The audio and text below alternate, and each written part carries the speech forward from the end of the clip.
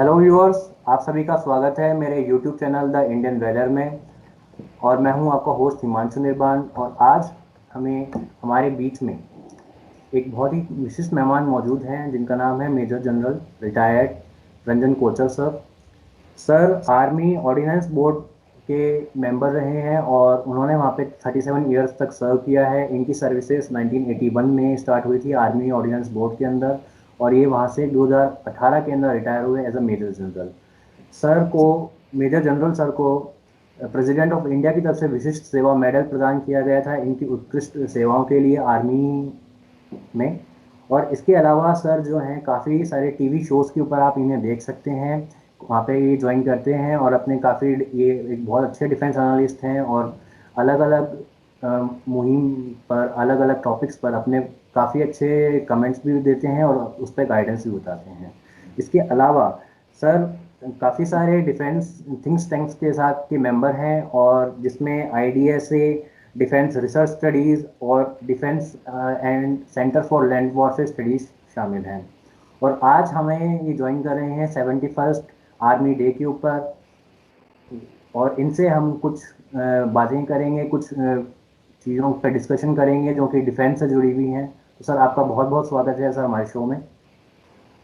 धन्यवाद हिमांशु। जी सर, तो सर पहला सर हम आपसे सर ये थोड़ा जानना चाहेंगे कि सर ये हमारा जो आर्मी डे है, तो सर ये कब से मनाया जाता है, इसका इसकी स्टार्टिंग कैसे हुई, इंडिपेंडेंट ऑफ इंडिया में हुई है, जब इंडिया अंडर ब्रिटिश रूल था उस टाइम ये इसकी स्टार्टिंग हुई। तो सर कुछ इस पर प्रकाश डालें सर। सबसे पहले हिमांशु, मैं आपके सारे व्यूअर्स को आर्मी डे की शुभकामनाएं देना चाहता हूं। और ये आर्मी डे 15 जनवरी 1949 से मनाया जा रहा है। जी सर। हमारे इंडिपेंडेंस के बाद हमारे फर्स्ट कमांडर इन चीफ जो इंडियन आर्मी के हुए थे, फील्ड मार्शल के एम करियप्पा। हम्म। जब जनरल करियप्पा ने टेक ओवर किया ब्रिटिश चीफ से, और उस दिन से और उस ओकेजन से और उस एक इम्पॉर्टेंट इवेंट था ये, और हम आर्मी डे को उस दिन से मनाते हैं। और हम हर एक आर्मी डे में हम्म। कोई नई टेक्नोलॉजी जो इंडियन आर्मी में आती है, जी जो सर। हम पूरे वर्ल्ड को दिखाना चाहते हैं, उसका एक नमूना पेश किया जाता है। एक परेड होती है हम्म। जो बाद में 26 जनवरी में कल्मिनेट होती है। जी तो सर। उसकी तैयारी जो होती है वो 3 महीने पहले से शुरू हो जाती है, जिसमें कंटिजेंट्स सेलेक्ट होते हैं और हम्म। आपस में एक कंपटीशन होता है इनमें, बेस्ट मार्चिंग कंटिजेंट का। और एक इसका पैनल होता है जो इनको सेलेक्ट करता है, जी और सर। जो भी बेस्ट मार्चिंग कंटिजेंट होता है उसको रिपब्लिक डे परेड के लिए सेलेक्ट किया जाता जी सर। तो सर आपका बहुत बहुत शुक्रिया सर ये बताने के लिए। और सर आज हम कुछ टॉपिक्स पर सर चर्चा करने के लिए सर हैं यहाँ पे आज। तो सर कुछ हमारे क्वेश्चंस हैं आपसे जिनके बारे में हम जानना चाहेंगे, और हमारे दर्शक आप उसके बारे में थोड़ा जानने की कोशिश करेंगे। तो सर मेरा सर आपसे थोड़ा कुछ सवाल है, जिनमें से पहला है ये कि सर अभी जो हाल फिलहाल में भारत ने रशिया के साथ में एक बाइलेटरल समझौते के में S-400 triumph anti aircraft system की परचेज पे घोषणा करी थी हमारे प्रधानमंत्री श्रीमान नरेंद्र मोदी जी ने पिछले साल 2020 में।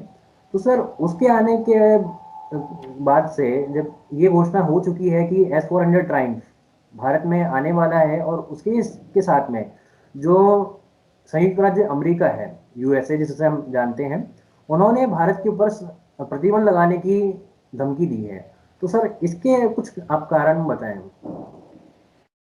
एक बहुत ही सर्चिंग क्वेश्चन आपने पूछा है ये, और मैं आपको ये बता दूं कि वो धमकी तो नहीं थी, वो एक कॉशनरी एडवाइजरी थी जो सारे देशों को दी गई है जो रशिया के साथ S-400 मिसाइल सिस्टम ले रहे हैं, जैसे कि टर्की है, कतार है, और चाइना के पास तो पहले से ही है। इसको 2 साल पहले इसको रशिया से लिया हुआ है चाइना।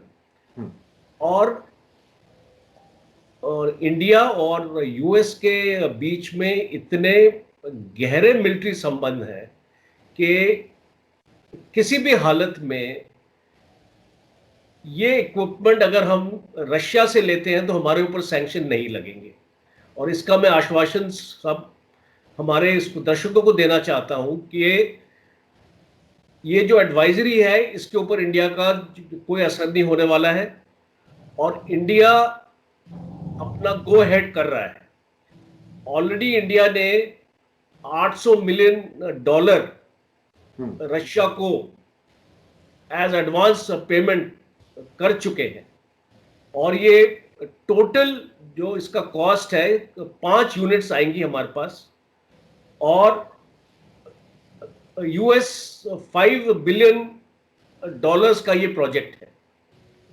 और मैं आपको इतना भी इसको बताना इसको चाहता हूं कि ये S-400 जो मिसाइल सिस्टम है ये एक टेक्नोलॉजी का अजूबा है। 600 किलोमीटर दूर जो हमारी जो एयर डिफेंस है वो डिटेक्ट कर पाएगी कि दुश्मन का जब हमारे ऊपर मिसाइल फायर होगा 600 किलोमीटर दूर इसका डिटेक्शन होगा, और 400 किलोमीटर दूर हम उस मिसाइल को डिस्ट्रॉय कर सकेंगे, because service to air missiles होगी हमारे पास। और हमारा जो अम्ब्रेला होगा इस एयर डिफेंस का वो इतना मजबूत होगा कि चाइना और पाकिस्तान की कोई भी मिसाइल्स, चाहे वो स्टेल्थ हो या कोई भी एयरक्राफ्ट, स्टेल्थ फाइटर को मिला के जो उनके पास है, हम उनका मुकाबला कर पाएंगे। जी सर।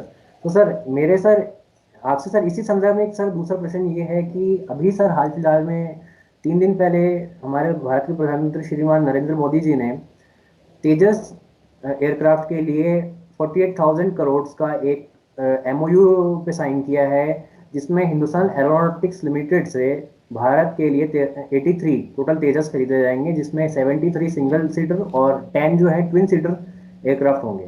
तो सर इसका सर इस जो डील है थोड़ा सा इसके बारे में प्रकाश डालें कि सर ये भारत के लिए कितना महत्वपूर्ण है।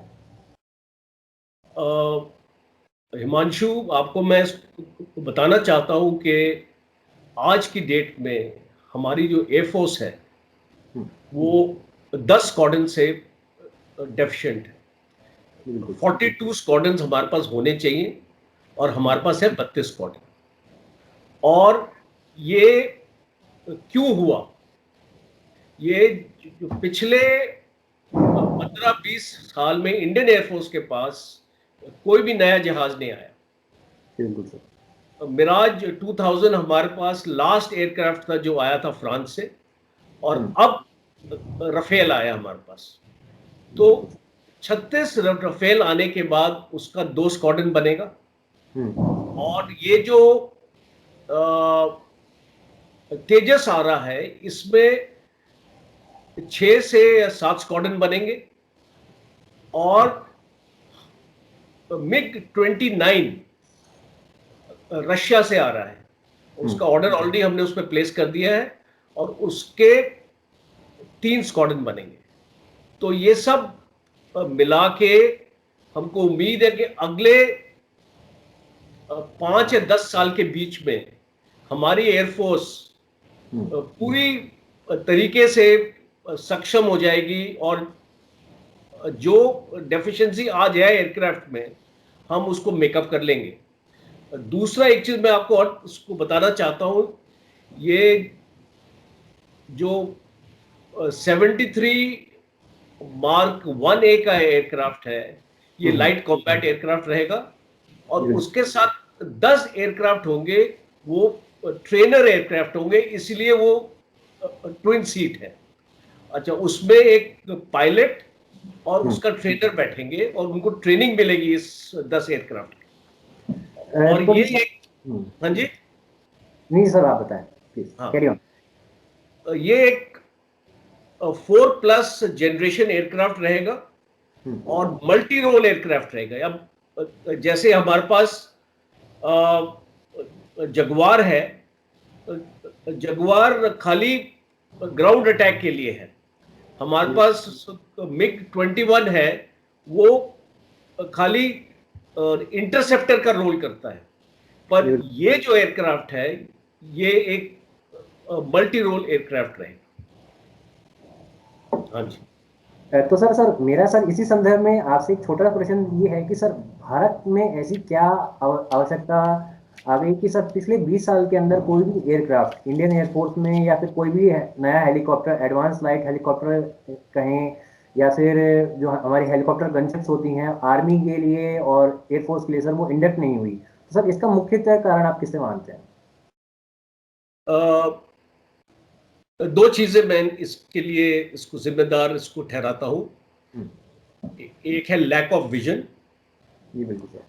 हमको अपने नेबरहुड में भी इसको देखना चाहिए कि लोग अपनी आर्म फोर्सेस को कैसे अपग्रेड कर रहे हैं, और उस हिसाब से हमको अपनी थ्रेट परसेप्शन बनानी चाहिए।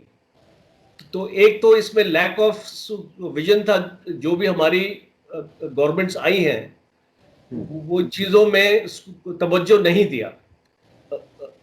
दूसरा था लैक ऑफ बजटरी सपोर्ट। क्या है कि आपको उसको पता होगा कि हमारा जो डिफेंस बजट है वो जीडीपी का अराउंड 1.5 से लेके 1.8 के बीच में रहता है परसेंट। जी बिल्कुल सर। और अगर आप चाइना के साथ अगर उसका कंपैरिजन करो तो चाइना का जो डिफेंस बजट है वो 8.5% है जीडीपी का उनका। और उनका जो वैसे ही बजट है वो हमसे दुगना होता है। तो आप इसको समझ सकते हैं कि चाइना ने जैसे अपने इक्विपमेंट को अपग्रेड किया है, आज चाइना के पास state of the art weaponry है जो इंडिया के पास नहीं है।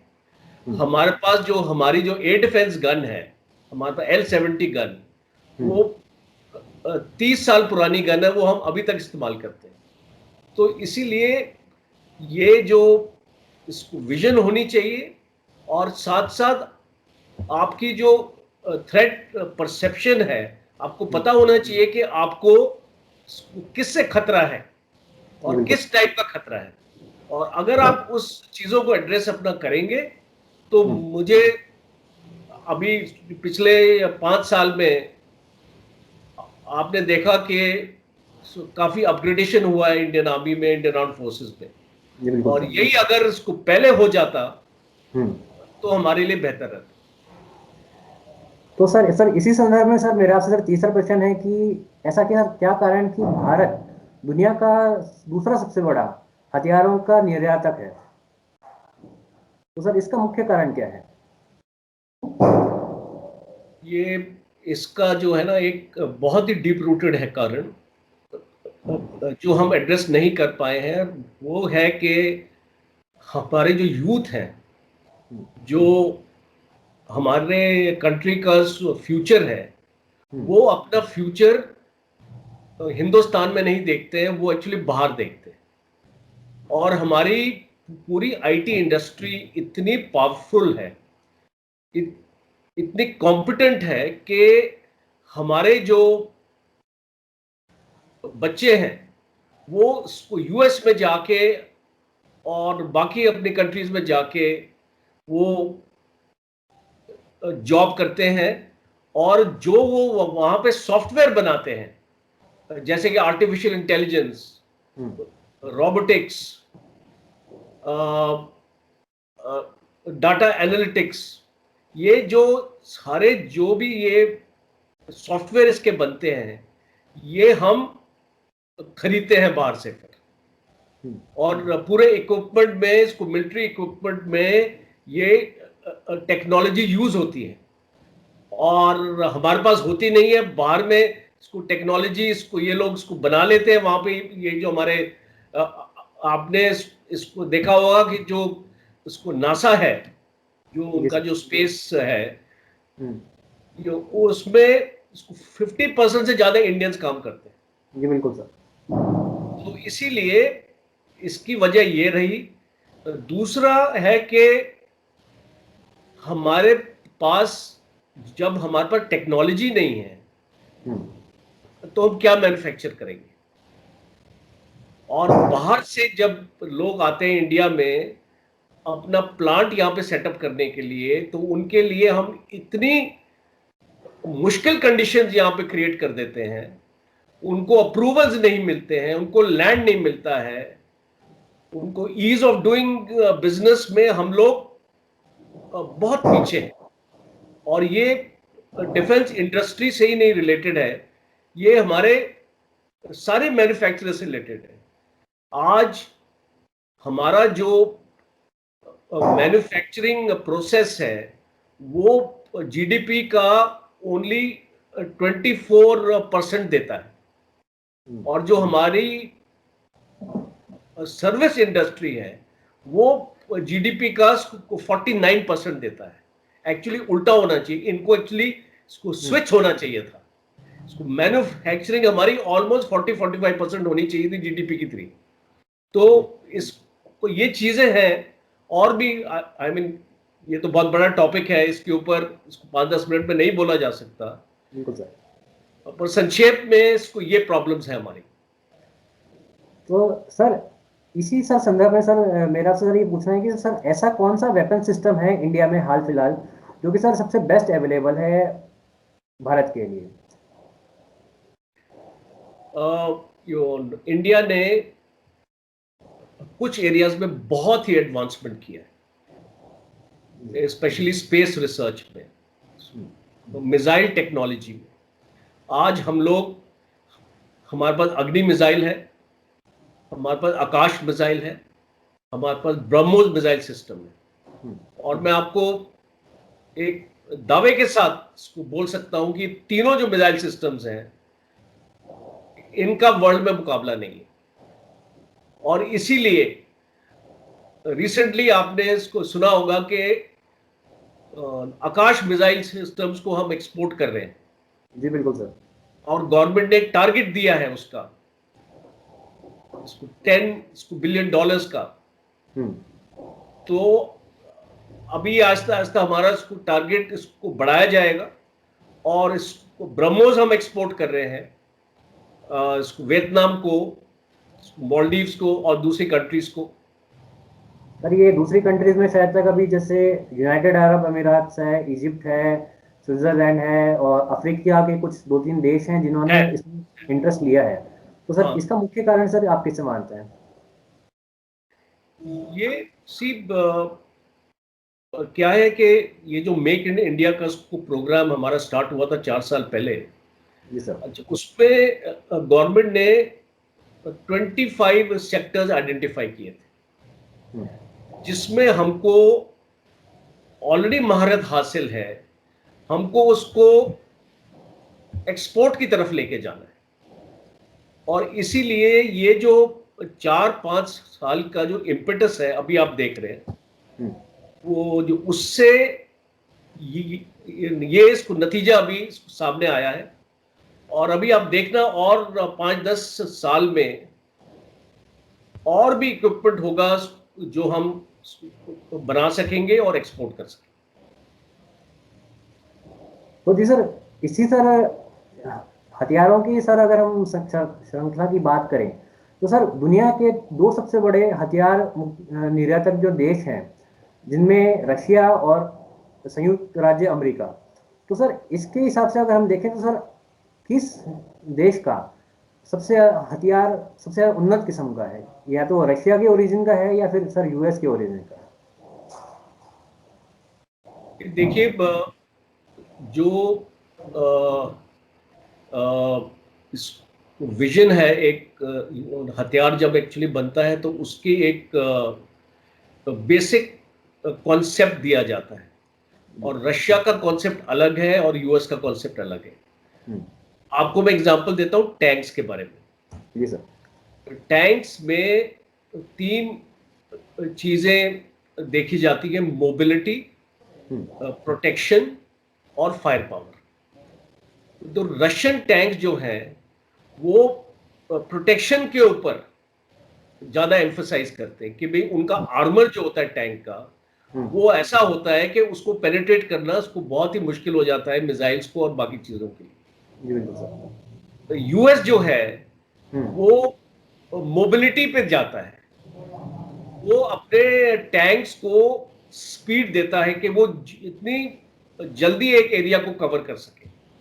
तो इसीलिए उनके जो M1 अब्राहम टैंक्स हैं वो हम्म, काफी तेज हैं T90 टैंक से, T72 टैंक जो रशिया ने बनाया। हम्म, बिकॉज रशियन टैंक्स बहुत भारी होते हैं। अच्छा, उनका वेट ज्यादा होता है जी बिल्कुल। बिकॉज प्रोटेक्शन के ऊपर उनका जो एम्फोसिस रहता है। हम्म, और दोनों इफेक्टिव है अपने अपने टेरेन के हिसाब से। जैसे कि अगर आपको माउंटेन्स में जाना है तो आपको मोबिलिटी चाहिए, हम्म, आपको लाइट टैंक चाहिए। जी बिल्कुल सर। और आपको डेजर्ट्स में जाना है तो आपको एक ज्यादा प्रोटेक्शन का टैंक चाहिए। तो इसीलिए इंडिया को एक अपना मिक्स करना पड़ेगा, हम्म, बिकॉज चाइनीज थ्रेट की वजह से हमको लाइट टैंक्स भी खरीदने पड़ेंगे, हमारे पास है नहीं। जी बिल्कुल सर। हमारे T90 टैंक्स आजकल लद्दाख में है, वो चाइनीज टैंक्स का मुकाबला नहीं कर सकते। तो इसीलिए हमको भी अपना जो स्ट्रैटेजी है अब डिफेंस इक्विपमेंट के लिए, हमको भी अपनी स्ट्रैटेजी को बदलना पड़ेगा। जी सर, तो सर इसी सर संदर्भ में सर मेरा आपसे सर एक और प्रश्न है कि ऐसा सर क्या कारण है कि भारत में जो वेपन्स का एक्सपोर्ट किया जाता है वो सर अभी हाल फिलहाल के पिछले 5 से 10 सालों के अंदर ही शुरू हुआ है, मुख्य कारण होने के वजह से। तो सर और अदर जो दूसरे देश हैं, जैसे हमारे जो भारत के मुख्य साझेदार देश हैं जिसमें सार्क के नेशंस हैं, अफगानिस्तान है, श्रीलंका है, नेपाल है, भूटान है, म्यांमार है, वियतनाम है सर। और तो सर इसमें जो वेपन्स की जो एक्सपोर्ट होने की जो समय सीमा है सर, उसमें इतना टाइम समय कैसे आ गया सर? काफी समय उसमें खर्च हुआ, तो सर इसका आप मुख्य वजह किसे मानते हैं? देखिए, हमको ना हमारी जितनी भी ऑर्डिनेंस फैक्ट्रीज हैं, जी सर। हमारे पास 41 ऑर्डिनेंस फैक्ट्रीज, जी। और हमारे पास रिसर्च कैपेबिलिटी नहीं है। हमारे पास पूरे 50 रिसर्च लैब्स हैं हमारी पूरी कंट्री में। जी सर। और रिसर्च के ऊपर हम बिल्कुल पैसा नहीं खर्च करते। 0.6% ऑफ द जीडीपी हम्म, हमारा रिसर्च के ऊपर जाता है। आप अगर अमेरिका के साथ अपने कंपेयर करेंगे तो अमेरिका 5 से लेके 7% अपना जीडीपी रिसर्च के ऊपर खर्च करता है। तो अमेरिका के पास एक डिफेंस एक्विजिशन यूनिवर्सिटी भी है, हम्म, जिसमें इसको बच्चे आके उनको ग्रेजुएशन के बाद ही पूरे कॉन्सेप्ट्स की ट्रेनिंग मिलती है। इसको कैसे एक हथियार को डिजाइन करना है, उसकी टेक्नोलॉजी क्या होनी चाहिए, और ये सारी चीजें। जी सर। यो हमारे पास ये चीजें नहीं है। हम जब तक अपना इंफ्रास्ट्रक्चर को ठीक नहीं करेंगे, हम अपने सिस्टम्स को ठीक नहीं करेंगे। ऑर्डिनेंस फैक्ट्रीज में अगर आप जाएंगे, आप देखेंगे हम्म, वो इतनी बैकवर्ड टेक्नोलॉजी और बिल्कुल उसको आउटडेटेड। मैंने 5-6 ऑर्डिनेंस फैक्ट्रीज को विजिट किया है, और मुझे बड़े अफसोस के साथ बोलना पड़ता है आपको कि हमारे पास टेक्नोलॉजी नहीं है इन फैक्ट्रीज में। हमारे पास ऐसा कोई सिस्टम नहीं है और हमारे पास अकाउंटेबिलिटी नहीं है। ये फैक्ट्रीज 40 से 50% आउटपुट पे काम कर रही हैं और इनकी जवाबदारी ही नहीं है। जब आप अपनी आर्मी को अपना सामान ही नहीं सप्लाई कर सकते तो आप एक्सपोर्ट के बारे में क्या सोच सकते हैं? बिल्कुल। एक्सपोर्ट तो तभी होगा ना जब आप अपनी आर्मी की रिक्वायरमेंट को पूरा कर पाएंगे। जब अपनी आर्मी की रिक्वायरमेंट को नहीं पूरा कर सकते तो एक्सपोर्ट कहां जाएगा, मुझे बताइए आप। तो सर इसी में सर एक मेरा एक छोटा प्रश्न ये है कि सर अभी पिछले साल आर्मी की तरफ से एक ऑडिट रिपोर्ट आई थी जिसमें ये कहा गया था कि हथियार जो खरीद रहे हैं वो ऑर्डिनेंस फैक्ट्री बोर्ड से, उसमें काफ़ी ज़्यादा एक घटिया क्वालिटी का मटेरियल यूज़ हुआ और इसी कारण 27 जवानों की मृत्यु हुई और 63 से ज़्यादा घायल हुए जब परीक्षण के दौरान ये बारूद या तो फट जाता था या फटता नहीं था, और या फिर जो हथियार बनाए गए थे ऑर्डिनेंस फैक्ट्री ऑफ इंडिया के थ्रू, वो उसमें काफ़ी तरीके की खराबी आ रखी थी। तो सर इसका आप मुख्य वजह किसे मानते हैं? मैंने आपको जैसे बताया कि हमारे जो क्वालिटी कंट्रोल के हमारे जो सिस्टम्स हैं हम्म। वो बहुत ही पुअर है। जी सर। क्वालिटी चेक्स नहीं है हमारी। हम्म। 4 साल पहले सेंट्रल एम्युनिशन डिपो पुलगांव में एक एक्सीडेंट हुआ था हम्म। जिसमें 19 हमारे जवान शहीद हुए थे उस एक्सीडेंट में। और वो उसका कारण ये था कि एंटी टैंक माइंस हम्म। जो रखी गई थी वहां पे वो एग्जीक्यूट कर रही थी। एग्जीक्यूट का मतलब है कि वो अंदर से जो भी उसका बारूद था वो बाहर आ रहा था। और कंप्लेंट करने के बावजूद ऑर्डिनेंस फैक्ट्रीज को कि आप आइए, माइंस को इंस्पेक्ट कीजिए और इसको ले जाइए यहां से, उसका ऊपर कोई एक्शन नहीं हुआ। और क्या हुआ कि गर्मी के टाइम पे समर्स मंथ में हम्म। जब वहां पे टेम्परेचर 45 डिग्री के करीब था तो ये माइंस डेटोनेट कर गई और सिंपथेटिक को डेटोनेशन हुआ, एक से दूसरे शेड में ब्लास्ट हुआ और हम्म। ये नेशनल हेडलाइंस बन गया। और उसके बाद भी, इंसिडेंट के बाद भी आज की डेट तक कोई एक्शन नहीं लिया गया उन लोगों से जिन लोगों ने ऐसी माइंस को मैन्युफैक्चर किया और आर्मी को सप्लाई किया। तो ये एक एक्चुअली सिस्टमिक प्रॉब्लम है। हम्म। और अगर हम इस अकाउंटेबिलिटी और रिस्पॉन्सिबिलिटी को नहीं समझेंगे तो ये एक्सीडेंट होते रहेंगे हमारे देश जी सर, तो आपसे सर मेरा इसी संदर्भ में एक प्रश्न है कि सर अभी जो भारत की मोदी गवर्नमेंट है, नरेंद्र मोदी जी के अंडर में उन्होंने एक make in India campaign start किया था। तो सर क्या आप ये समझते हैं कि मेक इन इंडिया कैंपेन जमीनी हकीकत पे वास्तव में काम कर रहा है, प्रगतिशील की ओर बढ़ रहा है? में। देखिए, हम लोग सुनते रहते हैं मेक इन इंडिया, आत्मनिर्भर हम्म। कैंपेन भी अभी स्टार्ट हुआ है। हम्म। ये बहुत सुनने में बहुत अच्छा लगता है कि ये मेक इंडिया हो रहा है, आत्मनिर्भर हो रहा है। पर ग्राउंड की रियलिटी कुछ अलग है। जी सर। और जब तक गवर्नमेंट अपने लेबर लॉज नहीं बदली करता है, हम्म। जब तक ईज ऑफ डूइंग बिजनेस को सुधारता नहीं है और स्टेट गवर्नमेंट और सेंट्रल गवर्नमेंट्स के बीच में एक तालमेल नहीं रहता है। यू सी, क्या होता है कि आज आपने डिफेंस कॉरिडोर बना दिए, जी आपने तमिलनाडु में बना दिया बिकॉज उस टाइम पे डिफेंस मिनिस्टर तमिलनाडु का था। हम्म। फिर आपने यूपी में बना दिया बिकॉज अभी जो डिफेंस मिनिस्टर है वो यूपी का है। तो क्या ये हम जो ये हमारी जो टेक्नोलॉजी एरियाज हैं हम्म। इसको पोलिटिकलाइज कर रहे हैं कि इसको जहां का डिफेंस मिनिस्टर होता है वहीं का कॉरिडोर बन जाता है और वहां पे जिसको आना चाहिए उसको बाहर से हमको इंडस्ट्री को इनवाइट करना चाहिए। जो मेजर प्लेयर्स हैं हमको उनको हमारे कंट्री में लाना चाहिए। अभी डिफेंस एक्विजिशन प्रोसीजर अभी आया है 2020। हम्म। अच्छा, उसमें काफी चीजों को इम्प्रूव किया गया है। अभी हमको ये देखना है कि ये प्रोसीजर ग्राउंड में इंप्लीमेंट होता है कि नहीं, और ये एक लिटमस टेस्ट होगा गवर्नमेंट का। जी सर।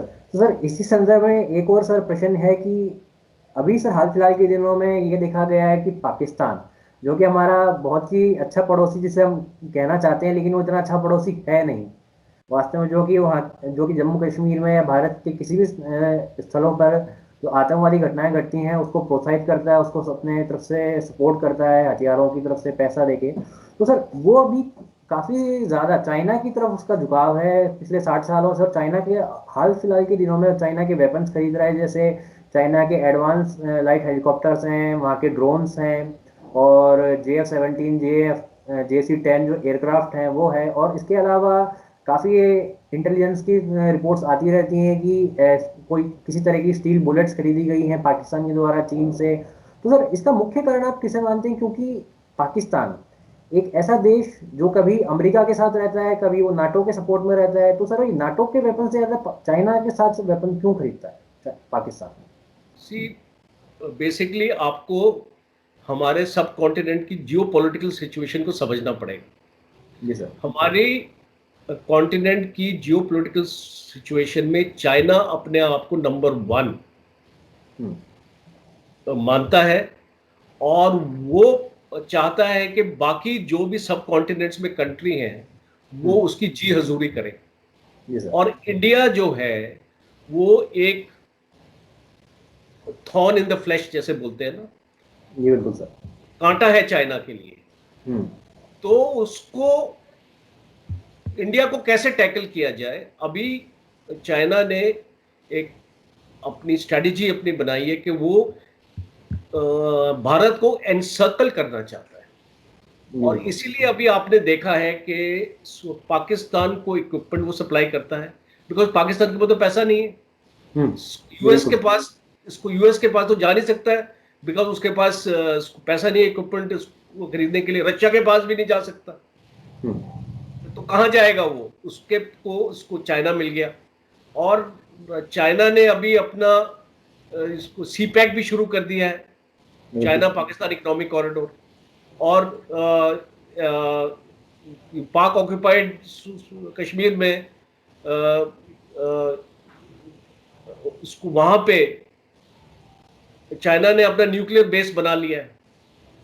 तो आप इसको समझ सकते हैं कि आहिस्ता आहिस्ता चाइना पाकिस्तान को यूज कर रहा है इंडिया के अगेंस्ट, जी सर। और इसको नेपाल को भी वो इस्तेमाल कर रहा है। हम्म। उसने बांग्लादेश को भी इस्तेमाल करने की कोशिश करी है। उसने श्रीलंका में पोर्ट लगा रहा है, उनकी मदद कर रहा है, उसने श्रीलंका को इस्तेमाल करने की कोशिश करी है। भूटान उसके कंट्रोल में आ रहा है। हम्म। म्यांमार के साथ भी उसके इश्यूज हैं। तो आप ये पूरी अगर इसको स्टडी अपना करेंगे, अपनी जियो पॉलिटिकल सिचुएशन को आप इस देखेंगे कि चाइना अपना घेरा बना रहा है। और इसीलिए अभी भारत को बहुत ही चौकन्ना रहना है और अपनी कैपेबिलिटी को बढ़ाना है। सबसे इंपॉर्टेंट है, जब तक आप अपनी कैपेबिलिटी को बिल्ड नहीं करेंगे आप अपने आप को प्रोटेक्ट नहीं कर पाएंगे। और इसीलिए अभी गवर्नमेंट को इसके बारे में सोचना पड़ेगा। जी सर। सर मेरा सर आपसे सर कुछ एक प्रश्न और है, जिसमें ये है सर कि भारत और क्या एक ऐसी साइबर फोर्स डेवलप करे जैसे चाइना की एक साइबर फोर्स डेवलप हुई भी है। जैसे सर हमारे एक मेहमान थे, आर्मी के रिटायर्ड हैं, अमिताभ जोशी सर, जो कि मिलिट्री इंटेलिजेंस से बिलोंग करते हैं। सर उन्होंने हमें हमारे यहाँ पे शो पे बताया था कि चाइना के पास 3 लाख से ज़्यादा साइबर हैकर्स की एक फोर्स है, जो कि पूरे दिन और रात चाइना के आने वाले थ्रेट्स के बारे में, या तो इंटीरियर हो या एक्सटीरियर हो, उसके बारे में वो सर्च करता रहता है। और वहाँ की जितनी भी सोशल मीडिया वेबसाइट्स हैं या सोशल मीडिया प्लेटफॉर्म्स हैं या फिर जीमेल है कुछ भी है, उसको पूरा सर्च एंड एनालिसिस करके ही वो आगे यूजर तक वो जाने देता है। तो क्या आप क्या समझते हैं कि भारत में भी सर ये चीज होनी चाहिए? ये एक बहुत ही महत्वपूर्ण सवाल जो आपने अभी पूछा है, और इसके लिए ऑलरेडी हमने पहल शुरू कर दी है। डिफेंस साइबर एजेंसी हमने इसको 2 साल पहले उसका हमने इसको गठन कर दिया है, और अभी हम उसको एक ऐसे जो उसकी हम टर्म्स ऑफ रेफरेंस उसकी ऐसे अभी उसकी बन रही है जिसमें जितनी भी साइबर थ्रेट्स चाइना या पाकिस्तान से आ सकती हैं, हम उसको कंट्रोल कर पाए। इसको यूएस के साथ भी हमने 3 इंपॉर्टेंट एग्रीमेंट्स को साइन किया है। उसमें जो है, पहला है basic exchange and cooperation agreement. इससे एक्चुअली क्या होगा कि पूरा जो डाटा है वो हमको सप्लाई होगा, और हमारी मिसाइल्स की और हमारा ड्रोन्स की एक्यूरेसी बढ़ेगी। दूसरा है communication compatibility and security agreement.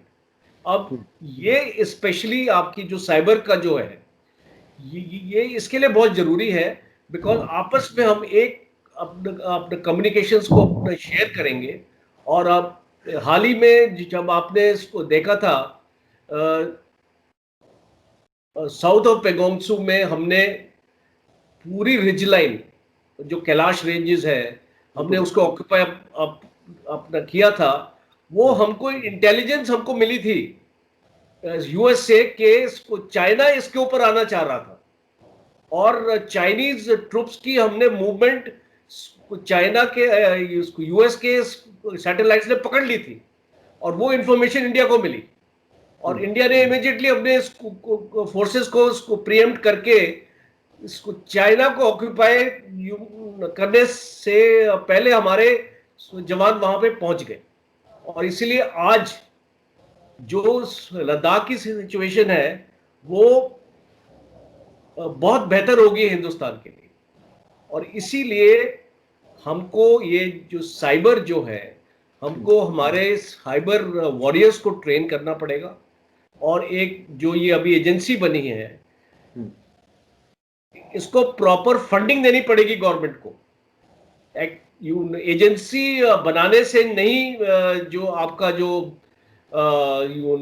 मकसद पूरा होने वाला है, आपने उसको बजट देना है, आपने उसको फंडिंग देनी है कि हम उसमें टेक्नोलॉजी को ला सकें, रोबोटिक्स, आर्टिफिशियल इंटेलिजेंस, ये सारी टेक्नोलॉजी हमारे पास आनी चाहिए, तभी हम चाइना को काउंटर कर पाएंगे। क्योंकि चाइना हमारे से आज की डेट में 10 साल आगे है। तो जी सर, आपका बहुत बहुत शुक्रिया सर आज हमें समय देने के लिए, और आशा करते हैं कि आगे भी सर ये सिलसिला चलता रहेगा। सर हैप्पी आर्मी डे आपको मेरी तरफ से और हमारे श्रोताओं की तरफ से। Thank you much. It was a great pleasure to interact with you, बहुत अच्छा लगा। और आज एक बहुत ही महत्वपूर्ण दिन है हम सब लोगों के लिए, और हैप्पी आर्मी डे आप सबको भी। धन्यवाद। जय हिंद।